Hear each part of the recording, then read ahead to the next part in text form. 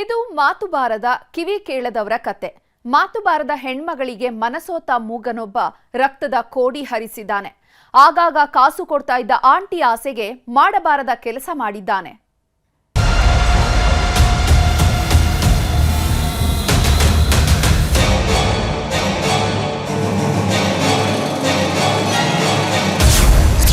ಮಾತಿಲ್ಲ ಕಥೆಯಿಲ್ಲ, ಹಂತಕರ ಮೌನ ರಾಗದ ಕಥೆ. ಮಾತು ಬಾರದ ಆಂಟಿ ಮೇಲೆ ಲವ್, ಗಂಡ ಮಟೇಶ್. ಎಲ್ಲೇ ಹೆಣ ಬಿದ್ರು, ಯಾವುದೇ ಕ್ರೈಮ್ ಸ್ಟೋರಿಗಳಾದ್ರೂ ಅಲ್ಲೊಂದಿಷ್ಟು ಸಾಕ್ಷಿಗಳಿರ್ತವೆ. ಹಂತಕರ ಬುಡಕ್ಕೆ ಬಿಸಿನೀರು ಕಾಯಿಸ್ತಿದ್ದಂತೆ ಒಂದಿಷ್ಟು ಸತ್ಯ ಕಕ್ತಾರೆ. ಆದ್ರಲ್ಲಿ ಮಾತಿಲ್ಲ ಕಥೆಯಿಲ್ಲ, ಹಂತಕರಿಗೆ ಮಾತೂ ಬರಲ್ಲ, ಕಿವಿಯೂ ಕೇಳಲ್ಲ. ಹೀಗಾಗಿ ಮೈಸೂರು ಜಿಲ್ಲೆಯ ನಂಜನಗೂಡು ಪೊಲೀಸರಿಗೆ ಕೊಲೆ ಪ್ರಕರಣ ಭೇದಿಸೋದು ದೊಡ್ಡ ಸವಾಲಾಗಿತ್ತು. ಇದರ ಹಿಂದೆ ಬಿದ್ದ ಖಾಕಿ ಪಡೆ ಬೆಚ್ಚಿ ಬೀಳಿಸುವ ಅಸಲಿ ಕಹಾನಿಯೊಂದನ್ನ ಬಯಲಿಗೆಳೆದಿದೆ. ಈತನ ಹೆಸರು ಸ್ವಾಮಿ ಅಂತ. ನಂಜನಗೂಡು ತಾಲೂಕಿನ ದೇವಿರಮ್ಮನಹಳ್ಳಿ ನಿವಾಸಿ. ಈತನ ಪತ್ನಿ ಸವಿತಾ. ಗಂಡ ಹೆಂಡತಿ ಇಬ್ಬರಿಗೂ ಮಾತು ಬರಲ್ಲ, ಕಿವಿಯೂ ಕೇಳಲ್ಲ. ಬಡತನದಲ್ಲೇ ನೆಮ್ಮದಿಯ ಜೀವನ ಕಟ್ಕೊಂಡಿದ್ರು. ಸುಮಾರು ತಿಂಗಳ ಹಿಂದೆ ಇದೇ ಸವಿತಾ ಪರೀಕ್ಷೆಗೆ ಅಂತ ಹೋದಾಗ ತುಮಕೂರು ಜಿಲ್ಲೆಯ ಕುಣಿಗಲ್ ಮೂಲದ ಶ್ರೀನಿವಾಸ್ ಅನ್ನೋನ ಪರಿಚಯವಾಗಿತ್ತು. ಅವನಿಗೂ ಕಿವಿ ಕೇಳಿಸಲ್ಲ, ಮಾತು ಬರಲ್ಲ. ಹೀಗಾಗಿ ಪರಿಚಯವೇ ಸ್ನೇಹವಾಗಿ ಬೆಳೆದಿತ್ತು. ವಿಡಿಯೋ ಕಾಲ್ನಲ್ಲೇ ಇಬ್ಬರು ಸಂವಹನ ಶುರುವಾಗ್ತಿದ್ದಂತೆ ಶ್ರೀನಿವಾಸನಿಗೆ ಸವಿತಾ ಮೇಲೆ ಮನಸ್ಸಾಗಿ ಹೋಗಿದೆ. ಹೇಗಾದ್ರೂ ಮಾಡಿ ಸವಿತಾಳನ್ನ ನನ್ನವಳನ್ನಾಗಿಸಿಕೊಳ್ಬೇಕು ಅಂತ ಹಠಕ್ಕೆ ಬಿದ್ದಿದ್ದ. ಇದೇ ಕಾರಣಕ್ಕೆ ಸವಿತಾ ಗಂಡನಿಗೆ ಸಾಲದ ರೂಪದಲ್ಲಿ ಒಂದಿಷ್ಟು ಹಣನೂ ಕೊಟ್ಟಿದ್ದ.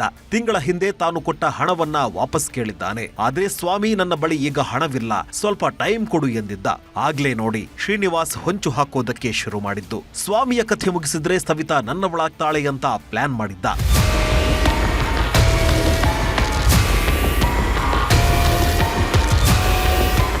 ಫೆಬ್ರವರಿ 12ನೇ ತಾರೀಕು ಹಣ ಕೊಡ್ತೀನಿ ಅಂತ ಸವಿತಾ ಗಂಡನನ್ನ ಕರೆಸಿಕೊಂಡವ ಕಂಠಪೂರ್ತಿ ಎಣ್ಣೆ ಕುಡಿಸಿದ್ದಾನೆ. ನಂತರ ಕತ್ತು ಹಿಸುಕಿ ಕೊಲೆ ಮಾಡಿ ಬಾವಿಯೊಂದಕ್ಕೆ ಎಸೆದು ಹೋಗಿದ್ದ.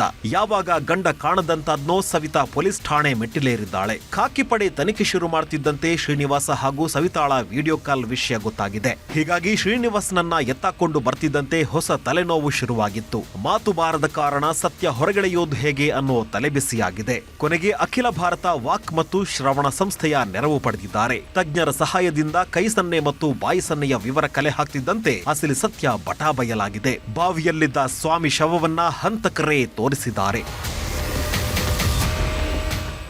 ಇದರಲ್ಲಿ ಇಬ್ಬರು ಆರೋಪಿತರು, ಶ್ರೀನಿವಾಸ ಮತ್ತು ಗಂಗಾಧರ್ ಅಂತೇಳಿ ಇನ್ನೊಬ್ಬ ಆರೋಪಿತನ ಜೊತೆ ಸೇರಿಕೊಂಡು ಈ ಕಾಣೆಯಾದ ಸ್ವಾಮಿ ಏನಿದ್ದಾನೆ ಆತನನ್ನ ಕೊಲೆ ಮಾಡಿರುವುದು ನಮ್ಮ ತನಿಖೆಯಲ್ಲಿ ಕಂಡು ಬರ್ತದೆ.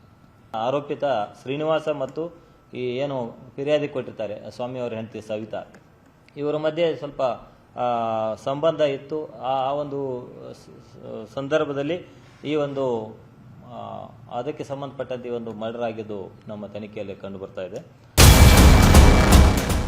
ಒಟ್ನಲ್ಲಿ ಆಂಟಿ ಆಸೆಗೆ ಬಿದ್ದವ ಕಂಬಿ ಹಿಂದೆ ಸೇರಿದ್ರೆ ಏನು ಅರಿಯದ ಅಮಾಯಕ ದುರಂತ ಅಂತ್ಯ ಕಂಡಿದ್ದಾನೆ. ಕ್ಯಾಮರಾ ಪರ್ಸನ್ ರಾಹುಲ್ ಜೊತೆ ಆನಂದ್ KS, ನ್ಯೂಸ್ 18 ಮೈಸೂರು.